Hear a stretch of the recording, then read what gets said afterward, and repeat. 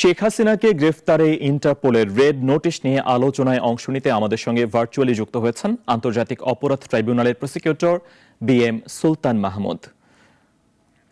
এছাড়া আমাদের সঙ্গে স্টুডিওতে যুক্ত রয়েছেন আমাদের সহকর্মী অলিউল রানী। আপনাকে স্বাগত জানাচ্ছি। বিএম সুলতান মাহমুদ, আপনাকেও স্বাগত জানাচ্ছি। আমি প্রথমে আপনার কাছেই যেতে চাই, আপনার কাছে জানতে চাই, শেখ হাসিনাকে ফেরাতে ইন্টারপোলের রেড নোটিশ জারি করা হয়েছে এমনটা আমরা প্রথমে শুনতে পেলাম। চিফ প্রসিকিউটর তিনি জানিয়েছেন, পরক্ষণে তিনি আবার তার বক্তব্য চেঞ্জ করলেন। তিনি বললেন যে এই বিষয়টি জানাবে মূলত পুলিশ পরিদর্শকের কার্যালয়, যে বক্তব্য এক ধরনের ধোঁয়াশা তৈরি করেছে মানুষের মধ্যে। বিষয়টি যদি আপনি পরিষ্কার করতেন। ধন্যবাদ আপনাকে। প্রসিকিউটর সাহেব যেটা বলেছেন আমিও তার সঙ্গে একমত পোষণ করছি। জি, এটা মতামত বলতে পারবে। ট্রাইব্যুনাল আদেশ আমরা আইজিপির কাছে পাঠিয়ে দিয়েছি, সেটা আইজিপি পাঠিয়ে দিবে, এটা সরকারের বিষয়। এ ব্যাপারে প্রসিকিউশন আমাদের কাছে কোনো তথ্য নেই। জি, মানে এই বিষয়ে তথ্য নেই। আমরা যেটা বললাম যে চিফ প্রসিকিউটর প্রথমে তিনি জানালেন, পরবর্তীতে আমরা সেটা আবার অন্য ধরনের তথ্য পেলাম এবং পরবর্তীতে বলা হচ্ছে এটা পুলিশ পরিদর্শকের কার্যালয় জানাবে। আবার আমরা দেখছি যে ইন্টারপোলের যে ওয়েবসাইট, সেখানেও আমরা কোনো ধরনের তথ্য এখনো পর্যন্ত পাইনি শেখ হাসিনার বিরুদ্ধে রেড নোটিশ জারির বিষয়ে। আপনার কাছে জানতে চাই, শেখ হাসিনার বিরুদ্ধে যদি রেড নোটিশ জারি করা হয় তাহলে পরবর্তী প্রক্রিয়া বা কার্যক্রম কি হতে পারে? যদি শেখ হাসিনার বিরুদ্ধে রেড নোটিশ জারি হয় তাহলে ইন্টারপোল কর্তৃপক্ষ শেখ হাসিনা দেশে যে দেশে অবস্থান করছেন সে দেশের সঙ্গে যোগাযোগ করে বাংলাদেশে ফেরত পাঠানোর ব্যাপারে উদ্যোগ নেবেন, এটাই নিয়ম। জি, সেই প্রক্রিয়াটা কি ধরনের হতে পারে সুলতান মাহমুদ? আমরা জানতে পেরেছি তিনি এটা এটা অনেক কিছুর উপর নির্ভর করে, যেমন দুই দেশের সম্পর্কের উপর নির্ভর করে, তাদের বিচার বিভাগের স্বাধীনতা, বিচার বিভাগের প্রভাব, এগুলোর উপর নির্ভর করে, বহির্বিশ্বের সম্পর্কের উপর নির্ভর করে, অনেক কিছুর উপর নির্ভর করে। সাধারণত এই বিষয়ে ইন্টারপোল কর্তৃপক্ষ অপরাধী যে দেশে অবস্থান করছে সেই দেশে সরকারের নিকট আনুষ্ঠানিকভাবে অনুরোধ জানায় অপরাধ যেখানে সংঘটিত হয়েছে সেই দেশে প্রত্যর্পণ করার জন্য। জি, সিস্টেম অফ দ্য ইন্টারপোল। জি, সেই ক্ষেত্রে যেহেতু শেখ হাসিনা ভারতে রয়েছেন আমরা জানতে পেরেছি সেটি, এবং শেখ হাসিনাকে কি ভারত আসলে ফেরত দিবে কিনা, ইন্টারপোল যদি চায়ও সেক্ষেত্রে শেখ হাসিনাকে ভারতের কাছ থেকে বাংলাদেশে ফিরে আনার ব্যাপারে ট্রাইব্যুনাল কতটুকু আশাবাদী বা সরকার কতটুকু আশাবাদী বলে মনে করেন? আমরা আশা করি ভারত শেখ হাসিনাকে ফেরত পাঠাবেন, কারণ শেখ হাসিনার বিরুদ্ধে মানবতা বিরোধী অপরাধ সংঘটিত হয়েছে সারা বিশ্ব, বহির্বিশ্ব, সমগ্র বিশ্ববাসী এটা জানে। প্রায় 2000-এর উপরে হত্যা হয়েছে, প্রায় 30 থেকে 32,000 মানুষ আহত অবস্থায় আছে, এখনো অনেক মানুষ হাত নাই পা নাই, এগুলো সমগ্র বিশ্ববাসী জানে। এই অপরাধের কথা চিন্তা করে আমরা আশা করি ভারত সরকার শেখ হাসিনাকে বাংলাদেশে ফেরত পাঠাবেন এবং তিনি বাংলাদেশে এসে বিচারের মুখোমুখি হবেন। জি, সেক্ষেত্রে ভারত সরকারের দিক থেকে কি কোনো ধরনের পর্যবেক্ষণ থাকবে কিনা? যেমন আমরা যেটা দেখেছি যে আওয়ামী লীগের অনেক সিনিয়র নেতা যারা গ্রেফতার হয়েছেন তাদেরকে আদালতে তোলার পরে আমরা দেখেছি আদালত চত্বরে তাদের উপরে হামলার ঘটনা ঘটেছে। সেক্ষেত্রে আসামি যদি আইনের আশ্রয় নেয় বা আইনের আশ্রয়ে যদি আসামি চলে যায়, সেক্ষেত্রে আসামির নিরাপত্তা বিধানের দায়িত্ব তো রাষ্ট্রের। সেটা আমরা দেখেছি যে লঙ্ঘনের ঘটনা ঘটেছে আদালত চত্বরেই। ভারত সরকার কি এই বিষয়গুলো বিবেচনা করবে কিনা বা সেক্ষেত্রে তারা কি নেগেটিভ সিদ্ধান্ত নেবে কিনা শেখ হাসিনাকে ফেরত দেওয়ার বিষয়ে? আমরা আশা করি ভারত সরকার তাকে ফেরত পাঠাবেন এবং আমরা প্রসিকিউশন এবং সরকার আমরা এই নিরাপত্তা দিতে পারি, এতটুকু নিশ্চয়তা আমরা দিচ্ছি যে আদালতে তাদের কোনো হামলা হবে না। জি, তাদেরকে সেফগার্ড দেওয়া, জি, কোনো হামলা হবে না সেই নিশ্চয়তা আপনি দিচ্ছেন। শেখ হাসিনার বিরুদ্ধে অনেক মামলা রয়েছে, আপনি যেমনটি বলছিলেন যে মানবতা বিরোধী অপরাধ সংঘটিত হয়েছে, অনেক মানুষের মৃত্যু ঘটেছে, সারা বিশ্বের মানুষ জানে। কিন্তু আমরা আবার এটাও দেখলাম শেখ হাসিনা কাউকে খুন করেছেন, সেই আসামি নন, আসামি শেখ হাসিনা, তিনি যাকে খুন করেছেন এরকম কয়েকজন হেঁটে থানায় এসেছেন, যিনি নিহত হয়েছেন বলে শেখ হাসিনার বিরুদ্ধে মামলা করা হয়েছে, তিনি জীবিত। তার ওয়াইফ আবার বলছেন যে তাকে উৎকোচ দেওয়া হয়েছে, তাকে প্রলোভন দেখানো হয়েছিল বলে তিনি মামলা করেছেন। আবার অন্য একজনকে আমরা পেলাম যিনি 3রা ডিসেম্বর গত বছরের সেদিন তিনি মারা গিয়েছিলেন তার গলায় রুটি আটকে, আবার কেউ স্ট্রোক করে মারা গিয়েছেন, কিন্তু সেগুলোর আসামিও শেখ হাসিনা খুন করেছেন বলে। এই যদি মামলার কয়েকটি আমরা দেখলাম যেগুলো আসলো গণমাধ্যমে, এমন যদি পরিস্থিতি হয় সেক্ষেত্রে শেখ হাসিনার ন্যায় বিচার কতটুকু পাবেন, বা ভারত সরকার কি এটাও বিবেচনা নেবে কিনা? আপনি যেটা বলছেন এটা সম্পূর্ণ দিয়ে একটি বিচ্ছিন্ন ঘটনা। আমরা দেখেছি যে পুলিশ বাহিনী, র্যাব এবং অন্যান্য যেগুলো আইন শৃঙ্খলা বাহিনী আছে, তারা সুপিরিয়র কমান্ড রেসপন্সিবিলিটি সরাসরি শেখ হাসিনা প্রধানমন্ত্রী হিসেবে তাদেরকে নির্দেশ দিয়েছেন। এবং এমনকি 5 আগস্ট সকালে তিনি ল এনফোর্সিং এজেন্সি প্রধানদের নিয়ে মিটিং করছেন, সেখানে তিনি বল প্রয়োগের আহ্বান করেছেন, নির্দেশ দিয়েছেন। 19 জুলাই রাত্রে মিটিং হয়েছে প্রেসিডিয়াম সদস্যদেরকে নিয়ে, সেখানে তিনি নির্দেশ দিয়েছেন শুট অ্যাট সাইট, কার্ফিউ জারি হবে। সো আমরা বলতে পারি যে এখানে তিনি নির্দেশদাতা, তার হুকুমে এই হত্যাকাণ্ড সংঘটিত হয়েছে। So he cannot avoid this responsibility, এই দায়িত্ব তাকেই নিতে হবে। জি, তিনি সেই হুকুমের আসামি, জি বলুন আপনি। তার হুকুমে তার সমগ্র আইন শৃঙ্খলা বাহিনী তার নির্দেশে এই হত্যাকাণ্ড সংঘটিত হয়েছে। জি, সেটা নিশ্চিতভাবে তিনি হয়তো দায় এড়াতে পারেন না, সেটা আইনি প্রক্রিয়ার মধ্য দিয়ে আদালত যদি সেটা বলে সেটা নিশ্চয়ই আমরা জানবো। কিন্তু যে মামলাগুলো হচ্ছে বা মৃত মানুষ যে ফিরে আসছে, এটা কি শেখ হাসিনার বিচার প্রক্রিয়া, পুরো বিচার প্রক্রিয়াটাকে কি প্রশ্নবিদ্ধ করবে কিনা? বা এক্ষেত্রে শেখ হাসিনা তো একজন সাধারণ কেউ নন, তিনি বাংলাদেশে বেশ কয়েকবার প্রধানমন্ত্রী ছিলেন। তার বিরুদ্ধে যদি এ ধরনের মামলা হয়, সেই মামলাগুলো আসলে কোনো ধরনের বিচার করা হয় কিনা বা বিচার বিশ্লেষণ করে সেই মামলাগুলো রেকর্ড করা হয় কিনা, এই ব্যাপারে কোনো ধরনের বক্তব্য আপনার রয়েছে কি? আমি একথা আপনাকে উত্তর দিয়েছি একটু আগেই। জুলাই আগস্ট যে সকল হত্যাকাণ্ড সংঘটিত হয়েছে, এই সকল হত্যাকাণ্ডের হুকুমদাতা তিনি, তার নির্দেশে হত্যাকাণ্ড সংঘটিত হয়েছে। সো তিনি এই দায়িত্ব তিনি অস্বীকার করতে পারেন না। আর দু একটি যেটা ঘটনা ঘটছে সেটা দিয়ে একটা বিচ্ছিন্ন ঘটনা। জি, শেখ হাসিনাকে যদি ইন্টারপোলের রেড নোটিশের মাধ্যমে, ভারত সরকারের মাধ্যমে যদি দেশে ফিরিয়ে আনা সম্ভব হয়, সেক্ষেত্রে শেখ হাসিনার পরবর্তী বিচার প্রক্রিয়া কেমন হবে? যদি একটু আপনি ডিটেইলে জানান বিচার প্রক্রিয়া সম্পর্কে। বিচার প্রক্রিয়া, তিনি যদি তাকে যদি দেশে ফেরত পাঠানো হয়, অথবা তিনি উইলিংলি যদি দেশে এসে আত্মসমর্পণ করেন, তারপর আমাদের আনুষ্ঠানিক বিচার প্রক্রিয়া যেগুলো, যে সিস্টেম আছে, সেগুলো ইট উইল বি ফলোড। তিনি যদি দোষ স্বীকার করেন তাহলে ওখানে বিচার প্রক্রিয়া শেষ, এবং যদি তিনি দোষ স্বীকার না করে থাকেন তাহলে তিনি ট্রায়াল ফেস করবেন, আমাদের আইনে যেটা বলা আছে, ট্রাইব্যুনাল অ্যাক্টে যেটা আছে। জি, আর রেড নোটিশ জারি করে ইন্টারপোলের মাধ্যমে এর আগে কি বাংলাদেশে কাউকে ফিরিয়ে আনা হয়েছে কি? এমন কোন নজির কি রয়েছে? হ্যাঁ, এরকম নজির আছে। 17 জনকে আজ পর্যন্ত বাংলাদেশে ফেরত আনা হয়েছে, এবং ইন্টারপোলে এখন পর্যন্ত 64 বাংলাদেশের নাম তাদের নোটিশে ওয়েবসাইটে আছে। জি, আর আওয়ামী লীগের অন্যান্য যারা নেতা রয়েছেন তাদেরকেও ফিরে আনতে পদক্ষেপ গ্রহণের কথা বলেছেন এরই মধ্যে চিফ প্রসিকিউটর। সেক্ষেত্রে কি কি ধরনের পদক্ষেপ আসলে নেওয়া হয়েছে?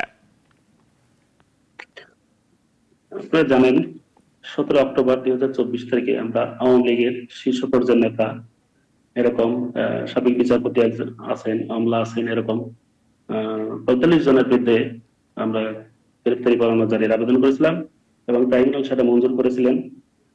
তাদের মধ্যে 17 জন অন্যান্য মামলায় গ্রেপ্তার হয়েছেন, তাদেরকে আমরা পিডব্লিউ মূলে এই আইসিটি মামলায় তাদেরকে গ্রেপ্তার দেখিয়েছি। তাই আমরা আবেদন করেছিলাম এবং ট্রাইব্যুনাল সেটা মঞ্জুর করেছেন। একই প্রক্রিয়ায় অন্যান্য যারা এখনো গ্রেপ্তার হননি বা বিদেশে আছেন, তারা একই সিস্টেম অনুসৃত হবে, যেমনটা শেখ হাসিনার ক্ষেত্রে প্রযোজ্য। জি, আপনাকে একই। জি, আপনাকে অনেক অনেক ধন্যবাদ বিএম সুলতান মাহমুদ আমাদের সঙ্গে যুক্ত হওয়ার জন্য। প্রিয় দর্শক, আমাদের সঙ্গে যুক্ত হয়ে কথা বলছিলেন আন্তর্জাতিক অপরাধ ট্রাইব্যুনালের চিফ প্রসিকিউটর বিএম সুলতান মাহমুদ। আমাদের সঙ্গে স্টুডিওতে উপস্থিত রয়েছেন আমাদের সহকর্মী অলিউল রানী। আপনার কাছে এই ব্যাপারে একটু জানতে চাই, শেখ হাসিনার বিরুদ্ধে কতগুলো আবেদন জমা পড়েছে ট্রাইব্যুনালে, আর এছাড়াও বাংলাদেশের বিভিন্ন থানায় একাধিক মামলাও রয়েছে। রেড নোটিশ জারি হলে, যদিও বলা হচ্ছে জারি হয়েছে, আবার সেটা নিয়ে ধোঁয়াশা রয়েছে, যদি জারি হয় এই মামলাগুলোর ভবিষ্যৎ আসলে কি হবে বলে মনে করেন আপনি? আচ্ছা, প্রথমে আপনাকে যদি বলি যে তার নামে কতগুলো মামলা রয়েছে। জি। রাজনৈতিক পট পরিবর্তনের পরে কিন্তু আসলে তার নামে মামলাগুলো হয়ে থাকে। সেই ক্ষেত্রে কিন্তু তার নামে যে সর্বশেষ মামলাটি হয়েছে সেটি নিয়ে যদি আমরা কাউন্ট করি তাহলে বলতে হবে যে 237টি মামলা তার নামে হয়েছে। এর ভিতরে কিন্তু 150টি মামলা রয়েছে শুধু হত্যাকাণ্ড, তো এ তো গেল হচ্ছে তার নামে সারা দেশে কতগুলো মামলা হয়েছে। এরপরে যদি আমরা যাই আন্তর্জাতিক অপরাধ ট্রাইব্যুনাল আসলে কি হয়েছে বা কতগুলো আবেদন জমা পড়েছে, জি। সেক্ষেত্রে আন্তর্জাতিক অপরাধ ট্রাইব্যুনালেও কিন্তু 50টির অধিক, সেক্ষেত্রে আমি সর্বশেষ যতটা জানি যে 54টি আবেদন জমা পড়েছে। তো হচ্ছে এই যে মামলাগুলোর ভবিষ্যৎ আসলে কি হবে, আপনি যেমনটি বলছিলেন যে যদি হচ্ছে রেড নোটিশ জারি হয় তাহলে হচ্ছে এই মামলাগুলো কি চলমান থাকবে নাকি মামলাগুলো বন্ধ হয়ে যাবে বা হচ্ছে পরবর্তী আসলে এর জি। দিক নির্দেশনা কি হবে, সেক্ষেত্রে আমি আপনাকে বলতে পারি, দেখুন আমাদের আজকে চিফ প্রসিকিউটর যেটি বলছেন যে তার নামে যে মামলাগুলো হয়েছে আসলে এটি চলমান থাকবে। সেক্ষেত্রে মামলা যেহেতু একাধিক মামলা রয়েছে, আপনি কিছুক্ষণ আগে যেমন বলছিলেন প্রসিকিউটরকে যে হচ্ছে তার নামে যেমন একাধিক মামলা রয়েছে, সেক্ষেত্রে কিন্তু কিছু মিথ্যা মামলাও রয়েছে, এগুলো আসলে কি বা এগুলোর মেরিট কিভাবে বিবেচনা করা হবে। সেক্ষেত্রে হচ্ছে আইন থেকে আমাদের আইন অঙ্গন থেকে আমাদের যে বিষয়টি জানানো হয়েছে সেটা হচ্ছে যে মামলার মেরিট অনুযায়ী আসলে মামলাগুলো বিচার করা হবে। সেক্ষেত্রে এই বিচার প্রক্রিয়া কি ধরনের হতে পারে, আগে হচ্ছে মামলাগুলোর তদন্ত কি হবে, যে এইটা আসলে কি এর সাথে শেখ হাসিনা কোনোভাবে জড়িত কিনা। যেমন আপনি দেখবেন যে এই যে 237টি মামলা হয়েছে এর মধ্যে কিন্তু অধিকাংশ মামলায় তাকে হত্যাকাণ্ডের আসামি করা হয়েছে এবং সেক্ষেত্রে কিন্তু হুকুমের আসামি করা হয়েছে। তো হচ্ছে হুকুমের আসামি মামলাগুলো আসলে গিয়ে পর্যালোচনা করার পরে কতটা টিকবে আসলে এটি হচ্ছে পরবর্তীতে বলে দিবে। তো সেক্ষেত্রে আপনাকে আমি বলতে পারি এই যে 237টি, তো আপনি যদি চিন্তা করেন সেক্ষেত্রে কিন্তু এই জুলাই আগস্টে যে গণহত্যা হয়েছে সেখানেই কিন্তু সবগুলো মামলা না, এর বাইরেও কিন্তু রয়েছে পিলখানা বিডিআর হত্যা মামলা রয়েছে, রয়েছে হেফাজত ইসলামী 2013 সালে যে সমাবেশ করেছিল সেখানেও কিন্তু মামলা রয়েছে, এবং এছাড়াও তার যে দীর্ঘ 16 বছরের যে ক্ষমতায়ন, জি। এই ক্ষমতার সময় কিন্তু খুন গুম থেকে শুরু করে ক্রস ফায়ারের বিভিন্ন মামলা তার নামে রয়েছে। তো সেক্ষেত্রে আমি বলতে পারি যে প্রসিকিউটর যে কথাটি আমাদেরকে বলেছেন যে আসলে তার নামে এই মামলাগুলো চলমান থাকবে এবং মামলার মেরিট বিবেচনা করে আসলে বিচার প্রক্রিয়া আর কি কাঠগড়ায় তাকে দাঁড় করানো হবে। জি, আপনি তো কভার করছেন এগুলো, সেক্ষেত্রে কতদিনের মধ্যে আনুষ্ঠানিক বিচার প্রক্রিয়া শুরু হতে পারে বলে আপনি মনে করেন? দেখুন চিফ প্রসিকিউটর থেকে যে কথাটি জানানো হয়েছে আমাদেরকে সেটি হচ্ছে যে একটি মামলা তো অনেকগুলো মামলা, সেক্ষেত্রে একটি লেন্দি প্রসেস এখানে থাকবে। তো সেক্ষেত্রে একটি তদন্ত সংস্থা যেহেতু এখানে রয়েছে, চিফ প্রসিকিউটর পক্ষ থেকে আপনি বলেন বা ট্রাইব্যুনাল থেকে বলেন, এ ধরনের কোনো আসলে নির্দেশনা নেই, কিন্তু সেক্ষেত্রে এই যে তদন্ত সংস্থা তারা কিন্তু একটি মানে মনে করছেন যে 3 মাসের ভিতরে এই যে তারা তদন্ত প্রতিবেদন সেটি দাখিল করতে পারবেন। তো হচ্ছে আসলে এই যে আনুষ্ঠানিক বিচার প্রক্রিয়া সেটি আসলে 3 মাস পরে তারা যখন তদন্ত প্রতিবেদন দাখিল করবেন তখনই আসলে বোঝা যাবে যে তারা যে 3 মাসের মধ্যে সেই তদন্ত প্রতিবেদন দাখিল করতে পারেন, জি। সেক্ষেত্রে তখন আর কি আনুষ্ঠানিক বিচার প্রক্রিয়া শুরু হবে। এবং শুরু হলে আসলে পরবর্তীতে আসলে কতদিনের মধ্যে যে প্রতিবেদন দাখিলের পরে কতদিনের মধ্যে আনুষ্ঠানিক বিচার প্রক্রিয়া শুরু হবে বা কিভাবে হবে তা কিন্তু তদন্ত প্রতিবেদন উল্লেখ করাই থাকবে। সুতরাং বলা যায় যে আনুষ্ঠানিক প্রতিবেদন পাওয়ার পরেই আনুষ্ঠানিক বিচার প্রক্রিয়া শুরু হবে। ভারতের সাথে বাংলাদেশের বন্দি বিনিময় চুক্তি রয়েছে, সেই চুক্তি গত শেখ হাসিনা সরকারি করেছে ভারতের সঙ্গে। এখন সেই শেখ হাসিনা এবং আওয়ামী লীগের যারা ভারতে পালিয়ে রয়েছেন উচ্চ পর্যায়ের নেতা, তাদেরকে ফিরিয়ে আনার ক্ষেত্রে সেই বন্দি বিনিময় চুক্তি কতটুকু কার্যকর হবে বলে মনে করেন? হ্যাঁ, আপনি যেটি বলছেন যে বন্দি বিনিময় চুক্তি রয়েছে ভারতের সাথে, এটি একমত। এটি 2013 সালে কিন্তু হয় এবং 2017 সালে কিন্তু এটি সংশোধন করা হয়। তো সেক্ষেত্রে আমি যদি আপনাকে সর্বশেষ একটি বলি, চিফ প্রসিকিউটর যেটি বললেন যে 17 জনকে নিয়ে আসা হয়েছে, কিন্তু আমি আমার তথ্য মতে যেটা জানি যে সর্বশেষ 2019 সালে জিসান নামে একজনকে দুবাই থেকে নিয়ে আসা হয়েছিল। জি। তো হচ্ছে এখানে দেখেন এটা কিন্তু এই যে আপনি রেড নোটিসের যে বিষয়টি বললেন ইন্টারপোল, এই ইন্টারপোল আসলে নিজস্ব কিন্তু কোনো শক্তি নেই বা ক্ষমতা নেই যে একজন আসামিকে তিনি পাঠিয়ে দিবেন বা ওই দেশকে তিনি একটা প্রভাব বিস্তার করে বলবেন যে আসলে আসামিকে দাও। কিন্তু সেক্ষেত্রে যে ভারতের বিষয়টি চলে আসছে সেখানে কিন্তু ভারতে একটি নিজস্ব বিষয় এখানে বিবেচনা থাকবে। বিশেষ করে ভারত কিন্তু আগে চিন্তা করবে যে এখানে রাজনৈতিক কোনো বিষয় আছে কিনা বা মানবাধিকার লঙ্ঘন হবে কিনা। যে আসামি যেমন ধরেন আপনি বলছিলেন যে শেখ হাসিনা, তিনি কিন্তু বাংলাদেশের কয়েকবারের প্রধানমন্ত্রী, জনগণের ভোটে। তো সেক্ষেত্রে হচ্ছে তাকে যখন ভারত দিতে যাবে তখন কিন্তু এই বিষয়গুলো আসলে নিয়ে আসবে, যেহেতু যে এখানে রাজনৈতিক কোনো কুটচাল রয়েছে কিনা বা হচ্ছে শেখ হাসিনাকে যদি ফেরত দেওয়া হয় তাহলে হচ্ছে মানবাধিকার লঙ্ঘন আসলে হবে কিনা। তো সেক্ষেত্রে আমি আপনাকে বলি, আপনি যদি একটু পিছনের দিকে টান তাহলে দেখবেন যে যুদ্ধাপরাধী যারা রয়েছে তাদের অনেকের ক্ষেত্রেও কিন্তু এ ধরনের রেড নোটিশ বা রেড অ্যালার্ট জারি করা হয়েছিল, কিন্তু তাদেরকেও কিন্তু আনা যায়নি। তখন কিন্তু এই বিষয়গুলো সেই যে দেশে রয়েছে সেই দেশ কিন্তু ঢালাওভাবে প্রকাশ করেছে যে এখানে মানবাধিকার লঙ্ঘন হতে পারে। সেক্ষেত্রে ভারতে কিন্তু এই বিষয়গুলো যে নিয়ে তারা বিচার বিশ্লেষণ করবে না তা কিন্তু নয়, এবং তারপরে কিন্তু তাদের একটি আইনের যে একটি গ্যারাকল যেটা থেকেই যায়, তারা কিন্তু আইনের ওই আসামির বিরুদ্ধে ওয়ারেন্ট শো করতে হবে, তারপর কিন্তু বিভিন্ন এখানে প্রক্রিয়া রয়েছে। তো হচ্ছে আমি যদি আপনাকে বলি যে সম্পূর্ণ প্রক্রিয়াটা আমাদের তাদের সাথে যে একটি বন্দি বিনিময় চুক্তি রয়েছে সেখানেও কিন্তু বিশেষ কিছু শর্ত রয়েছে, সেই শর্তগুলো যদি আমরা ফুলফিল করতে পারি তাহলে কিন্তু আমরা মনে করি যে শেখ হাসিনাকে হয়তো বা ভারত ফেরত দিতে পারে। তো সেক্ষেত্রে আপনার সবার আগে যে বিষয়টি আসবে যে রাজনীতিক কোনো এখানে গ্যারাকল রয়েছে কিনা, প্রতিহিংসার শিকার হতে পারেন কিনা শেখ হাসিনা, মানবতা বিরোধী অপরাধে তো তিনি অভিযুক্ত বলা হচ্ছে, সেক্ষেত্রে তার বিরুদ্ধে যে অনেকগুলো হত্যা মামলা তিনি যাকে খুন করেছেন তারা যে ফিরে আসছে, সেক্ষেত্রে এই মামলাগুলো এগুলো তো বিশ্ব গণমাধ্যমে আলোচিত হচ্ছে, এগুলো কোনো প্রভাব ফেলবে কিনা ভারতের সিদ্ধান্ত নেওয়ার ক্ষেত্রে?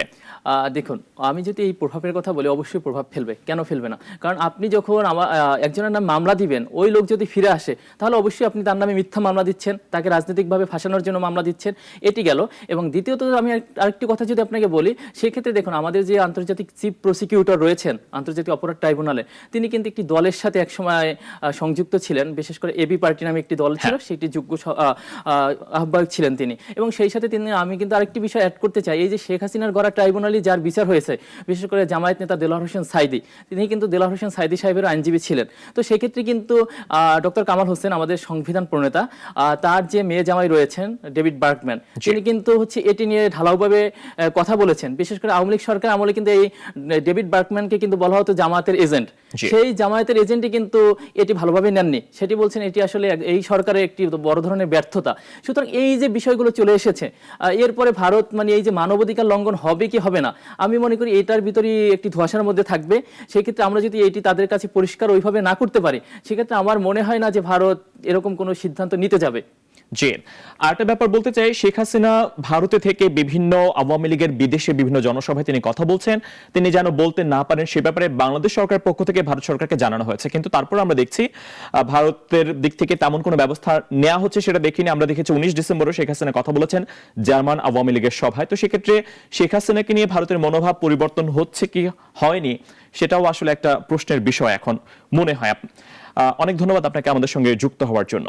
প্রিয় দর্শক, আমাদের সঙ্গে সরাসরি যুক্ত হয়ে কথা বলছিলেন আমাদের সহকর্মী অলিউল রনি। আমরা কথা বলছিলাম সাবেক প্রধানমন্ত্রী শেখ হাসিনাকে বাংলাদেশে ফিরে আনার বিষয়ে ইন্টারপোলের রেড নোটিশ জারি হয়েছে কি হয়নি, বা শেখ হাসিনাকে বাংলাদেশে ফেরত দিবে কিনা ভারত, ইন্টারপোল পারবে কিনা বাংলাদেশে ফিরিয়ে নিয়ে আসতে, এবং শেখ হাসিনার মানবাধিকার লঙ্ঘন হবে কিনা, তিনি যদি বাংলাদেশে আসে তিনি ন্যায় বিচার পাবেন কিনা, সবকিছু নিয়ে double million offer Walton fridge কিনে পেতে পারেন 20 লক্ষ টাকা, রয়েছে কোটি কোটি টাকার নিশ্চিত উপহার।